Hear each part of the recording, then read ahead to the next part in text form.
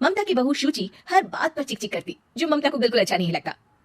बहू, तेरे में कोई कमी नहीं है, सारा काम भी तू बहुत अच्छे से करती है, लेकिन ये तेरी जो जबान है ना, बड़ी कैंची की तरह चलती रहती है, जो तेरा सारा काम बिगाड़ कर रख देती है।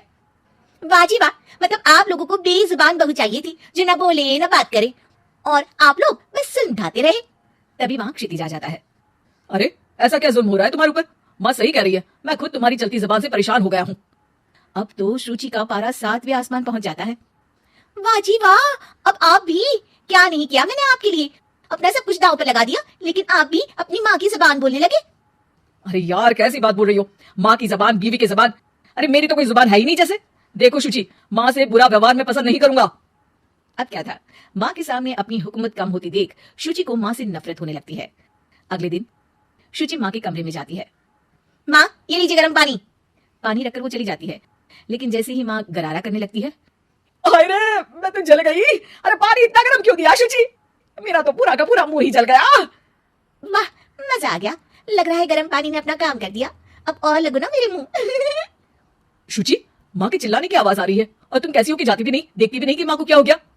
आवाज तो आपको भी आ रही है, जा तो आप भी सकते हैं, लेकिन नहीं, शुचि ने तो जैसे सारे काम का कॉन्ट्रैक्ट साइन कर लिया है तुम्हारे परिवार से।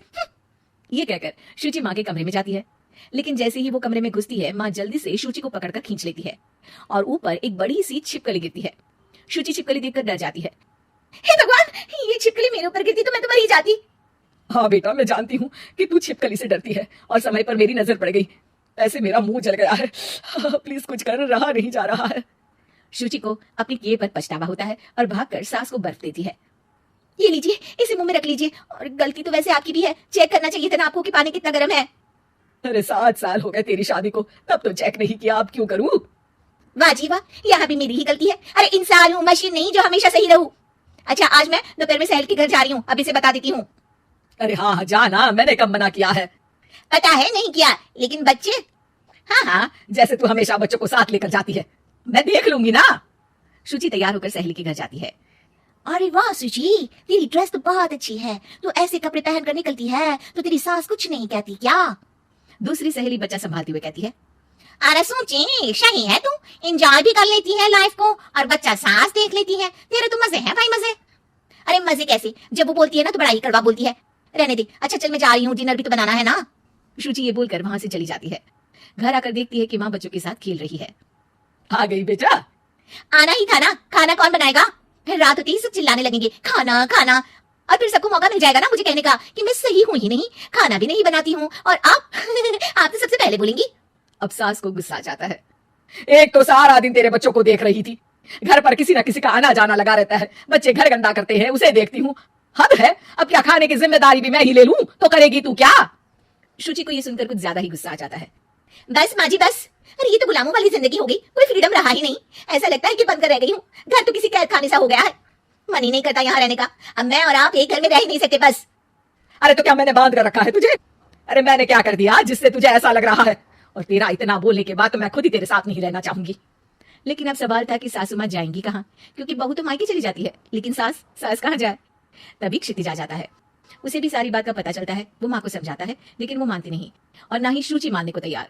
दोनों की लड़ाई में माँ का सामान पैक हो जाता है। माँ अब कहाँ जाएंगी?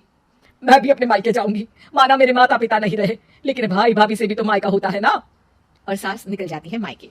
बस फिर क्या था, शुचि सुबह सुबह गर्म पानी लेकर माँ के कमरे में जाती है, लेकिन वहां माँ नहीं होती। हाँ, चलो अच्छा है, अब ये रोज रोज की काम से तो बची। ये कहकर वो कमरे में जाती है जहां अक्सर माँ बैठी रहती थी। कमरा खाली खाली लग रहा है। तभी उसकी सहेली का फोन आ जाता है। अरे सुची, बहुत अच्छी सेल लगी है, कौड़ियों के दाम में ब्रांडेड कपड़े, जूते और बैग मिल रहे हैं, चलो ना चलते हैं। वाह रे वाह, ठीक है मैं आती हूँ, अब तो कोई टेंशन है ही नहीं, सासू माँ भी नहीं है, अब तो मजे से घूमूंगी। अरे मजे से तो पहले भी घूमती थी, लेकिन सास नहीं है तो बच्चे कौन देखेगा? और तुझे तो पता है ना, मॉल्स में बच्चों की एंट्री बैन है कोरोना के कारण। अरे तो फिर कैसे आऊंगी मैं? सेल तो बस आज के लिए है, कल खत्म। शुचि को बड़ा रोना सा आता है। फिर वो जब दिन में खाना खाने बैठती है, वो भी अकेले अकेले। अकेले तो कोई खाना भी नहीं खाया जाता, मैं नहीं खा रही माँ के बिना। शाम को क्षिति जाता है तो शुचि जोर जोर से रोने लगती है। अब क्यों रो रही हो? क्या हुआ? माँ को घर से निकालकर शांति अभी भी नहीं मिली तुम्हें? नहीं, मैं माँ के बिना नहीं रह सकती, ना कोई बताने वाला है कि मैं कैसी लग रही हूँ, ना ही कोई समझने समझाने वाला। मैं माँ के बिना नहीं रह सकती, चलो माँ को ले आते हैं। अरे वाह, ऐसा शायद पहली बार होगा कि बहू रुचि सास को मायके से लेने जा रही है। दोनों सास को लेकर घर आते हैं और अगले दिन से फिर वही शुरू।